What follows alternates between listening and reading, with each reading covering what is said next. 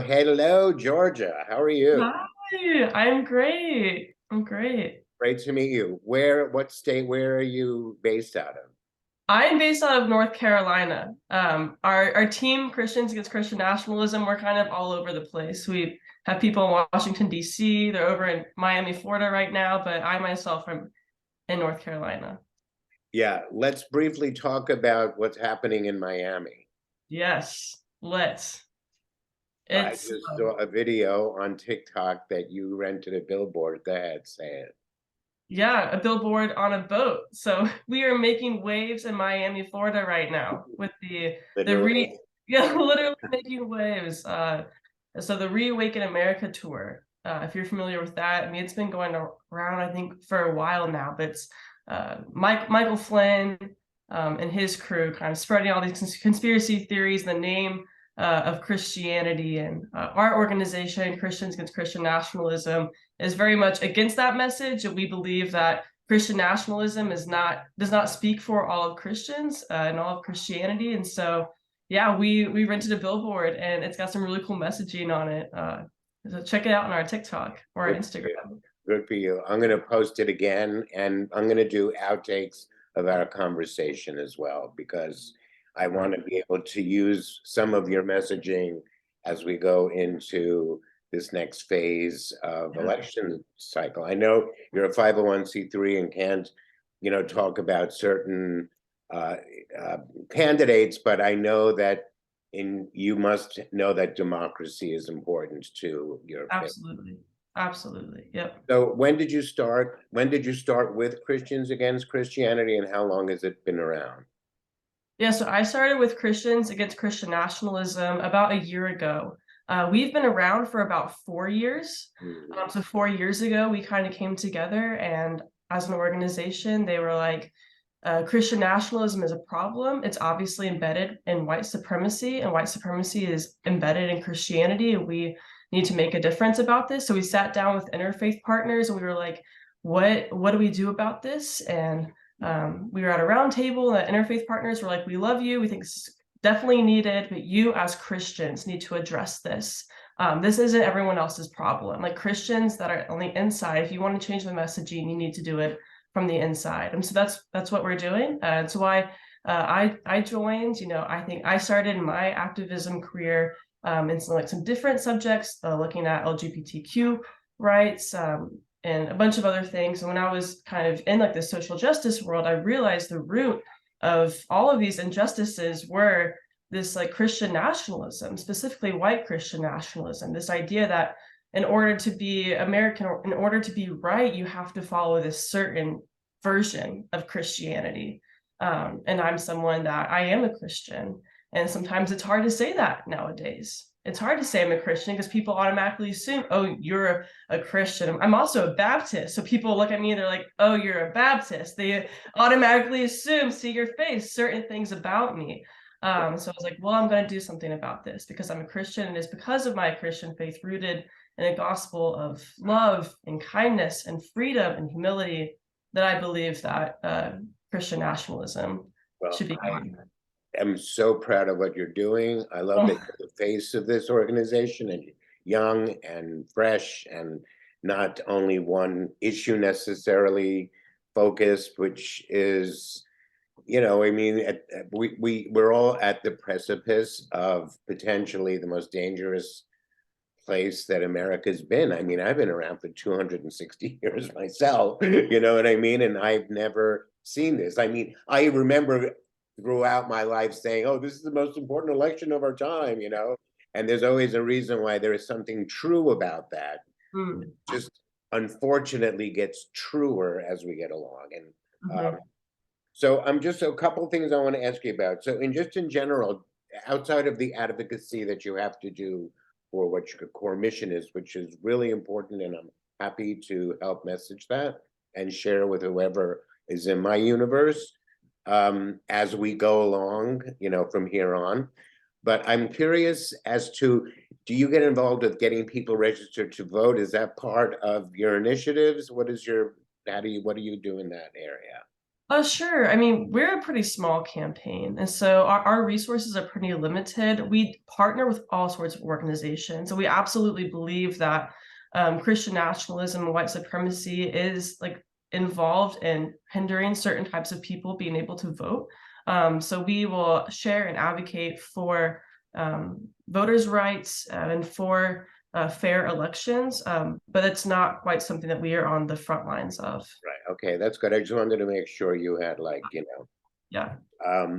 the other things is they're not necessarily, well, the Moms for Liberty. Are you familiar with this group of So lunatics? I'm not familiar, but I actually saw something this morning on my Instagram about them. Uh, but I'm not too familiar about Moms for Liberty. I like calling them moms for libations because I feel like they're a bunch of suburban moms that kind of met in the afternoons and were having wine and then said, "Ooh, let's start a group that we can like change the education system." And they're very about Christian nationalism. Okay, okay. They're very organized. They're Mhm. kind of scary. Um, they've come a very far distance in this past couple of years, and they're the ones with the school boards, and they're the ones that are just causing a lot of hay. So Mhm. I just wanted to put an APB out that you keep an eye out Yes. for them because Yes. they take away the truth of what it is you're trying to achieve in terms of Yeah. how you message of who you are. I mean, talking to your head of PR and getting a sense of who he was and what he told me about your executive director, it feels like a very, awesome group of people that are not just one-minded. And Yeah. I think that's so important, and I think that's an important thing for everybody to know about your organization. Sure. Yeah. And that's stuff that you figure out how to let people know by, because you seem to be want to include a lot of different kinds of people into this. And from what I know, you're also in working productively with Jewish organizations and other, religions, and I think that's really important. Yeah. So BJC, Baptist Joint Committee for Religious Liberty, houses Christians against Christian nationalism. And we have been working with other faith, no faith organizations for a long time, even all the way up to the Supreme Court. I mean, we've been on Supreme Court cases with humanists, with American atheists. And so we are absolutely very diverse. But with the Christians Against Christian Nationalism campaign, we were also diverse within that campaign too, right? We don't believe that there's one type of Christianity. We do believe the difference between a Christianity of violence and a Christianity of love. Right. And so that is our main message. But we have people from all sorts of denominations, different doctrinal beliefs, seminaries, people who have left the church and no longer have a church home, but still want to claim the name Christian for certain reasons. So we are very, very diverse. So how are you getting responded to? Like, what is the reaction that you're getting from the media or other organizations? Yeah, I mean, I think a lot of the response is shock of like, oh wow, there's other types of Christians out there. There are Christians that are willing to stand up against this. People haven't just left the church because it is true that people are leaving Christianity left and right. And I think that a main reason that that is because this main message of Christianity is white Christian nationalism. So I think people are shocked, and also people are really grateful. And so we have received just so many just messages of thanks and gratitude that I think, someone is willing to stand up and at least do our best to get the message out there that this type of Christianity doesn't represent the gospel of Jesus Christ. It was a really important part of our faith. Right. So Yeah. yeah. Girl, if you go into the past posts that I've done attacking Christian nationalism, I'd be like, you good Christians, you need some better PR, man. I have said this time and time again. That's why uh, when I found you, I was so yeah, excited to, talk about you and kind of meet you, absolutely. see where we can go as because we have to come together. We're at the forces of evil are congealing like friggin' jello, whatever. What else? So I have to say it like another thing that you probably have to sidestep because of the terrible reputation it has is the Southern Baptist Convention, which has all that negative, that must also be like a thorn in your side in terms of messaging. How do you deal with that? Like, do you Yeah. do you like put points out, like press releases out, like combating that? Like what's the that's like a lot. You know what I mean? It's a big one. Yeah, it is a big one, and I think our messaging stays consistent in that realm when it comes with different denominations that have different beliefs. I mean, Christianity is so broad. So we have released several statements on things that have come out of that convention, as well as our lead organizer Amanda Tyler is a big proponent in that realm. And with BJC, we are represented by a bunch of different Baptists. So again, BJC houses Christians Against Christian Nationalism. The Southern Baptists are not one of those. We have about 16 different types of Baptists that do support us and our messaging. And so we like to look to our Baptist friends to help us over there. Right. Okay, good. And let me think, what else? So the evangelicals are also, I don't know, are they the same thing, or is an evangelical like their own kind of sect of Looney Tune? You know, that's a great question. And what is an evangelical is a question that's debated every single day by theologians and pastors. And evangelicals will say they're non-denominational, but it's like their own denomination because yeah, so what's categorized as an evangelical is very broad and depends who you ask. How about the ones that are like want to go to Israel and kill all the Jews so that they could have income? Yep. Like, Yes. how are they? You know what I How mean? are they? I mean, that's exactly the kind. I mean, that is the type of extremism that we see on one side. So, what Christians Against Christian Nationalism, I like to see it as we're kind of dealing with two types of people, right? We're dealing with the people who are Zionists, who are borderline, if not fascist, are kind of believing this like Christian supremacy, Christian dominionism ideology, believing that anyone who doesn't believe exactly what they believe is not valid in the eyes of God, in the eyes of democracy, America.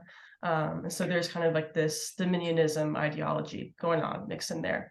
And we also have Christians who have an American flag right next to the pulpits, but maybe haven't really thought about what does this mean. It's just one of those things where it's like, oh, we've been doing this since 1950s. Like we're not going to take it out. And so we're trying to have both types of people have these conversations to where that the people in the churches who have the American flag right next to the pulpit are able to have small group conversations. Like, what does this mean? What does this mean in the cultural moment that we're in? So that that doesn't become what we have kind of on this extremist side. Because the reality is, there's only so much we can do, I think, with extremism. And I think that there's a lot of people out there who are addressing extremism in a lot of ways, who are, working with the FBI and kind of setting up these better tactics to do that. And so we're looking at like this big ideological perspective. We're also trying to get into like the local churches to help people understand what are you doing and what does this mean whenever you have a special worship service on the 4th of July. What does that actually mean? What are you actually saying here? Because that little things like that is what leads to like this big extremism that we're seeing It's like January 6th. Yeah. Yeah, like, yeah, yeah, you got your work cut out. Absolutely. Only talking about saving our democracy, you got a whole nother thing Oh my to do. gosh, yes. I mean, it's such a big idea, right? Of we need to save our democracy, and also as a Christian, I'm like, we need to save Christianity. But the reality is, Christianity has been this way forever. America has been this way forever. We've always had oppression. We've always had white Christian nationalism. We're just seeing it in different language and in different ways. And it's been given different excuses. And we're trying to say, like, there's no excuse for this. Right. Like we need to hold people accountable. And we might not be able to do everything, right? We might not be able to save this. I might not see in my lifetime an America and a Christian faith that doesn't have white Christian nationalism. Like I probably won't, but I sure hope so. And I think that hope is what gets me through this work. And that hope, I think, is why we started this campaign, because we can't do everything, but we can do something. Yeah. No, I think you're doing something major. I think, I mean, it's just, look, the truth is it's only, you save one person, you've done the Lord's work. That's how I look at it, you know, and I'm from a different faith. I'm Jewish, but I feel like, you know, I am non-religious when it comes to democracy. I feel that, you know, I'll roll up my sleeves and work with anybody to Yeah. make sure that, you know, I mean, just talk about just people's rights being taken away in the name of this Christian nationalism. That to me is so inexcusable and, you know, should be punishable by like whatever, you know, the lions, when bring back the den with the lions, you know what I mean? I mean, what is that? There's just, I'm so concerned. That's why I'm so glad to see you as a young voice for this movement, because we need young people to really embrace just the coming together to save democracy. Like, you know, the next year and a half is where the real rolling up the sleeves is going to come. And it doesn't matter ultimately what you stand for, secondarily to democracy being the first thing. That's why I just did a post today. I'm like, all right, so don't say you're voting for Joe Biden, vote for democracy, which means you have to then say, okay, here are the, you know, here's the options. It's clear. Democracy is one particular thing. And it manifests in a lot of different ways in our lives on a daily basis. You know, like being afraid to be attacked by, I mean, I live in a kind of nice area and like there's tons of anti-Semitism here and racism, and you know, it's just, yeah, so it's not fun, but I applaud what you're doing so much.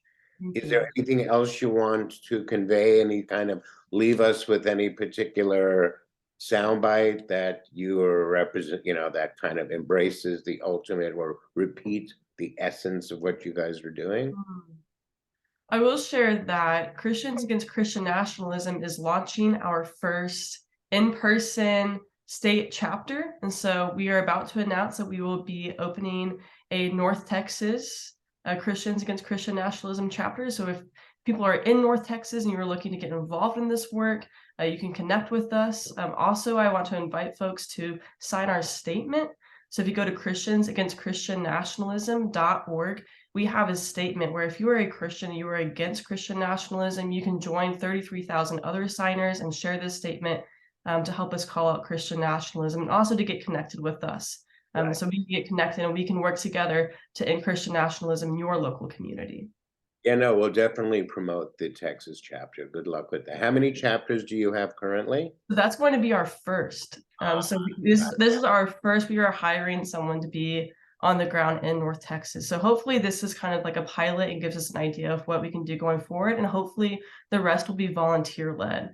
So we're hoping that, you know, with the growth of TikTok and with the growth of the campaign in general, we will have people who want to volunteer and start these chapters in their local regions. Cool. Just one last thing. The activation you're doing in Florida, which is a very kind of very bold, very cool, very fresh, very young, very innovative idea to do, to say to the whatever. But are you have thinking about doing other kind of these kind of broader activations where, because that better get you some publicity. I mean, it's, Yes. Yeah. Oh, absolutely. I mean, we are hoping that we can build a team and a coalition of people where we, whenever there's a Christian nationalist event going on or something where we can kind of provide a counter witness is how we use that language there. Wherever we can provide a counter witness, we want to be able to show up, and we want to have people who can show up, who feel bold and empowered enough to show up at these events and provide a different type of Christian witness. I think you could do a multicultural one too, to be honest. If it was in Los Absolutely. Angeles, honey, I'd be there. I have one other thing. Oh, now I forgot because whatever. But it's hopefully this is just the beginning of our communication. Yes. I welcome a continuation of like minds of wanting to kind of, you know, beat down, you know, the devil, honey, as far as I'm concerned. But anyway, have a great, good luck with the Absolutely. activation in Florida and anything Thank else. you. And I'll let you know when I'm going to post it. I have to cut it down and I'll Yeah, keep you posted about for sure. I wish you the best and have a great weekend. absolutely. Anytime, Abe. Nice to Pleasure. meet you. Be good. She's adorable.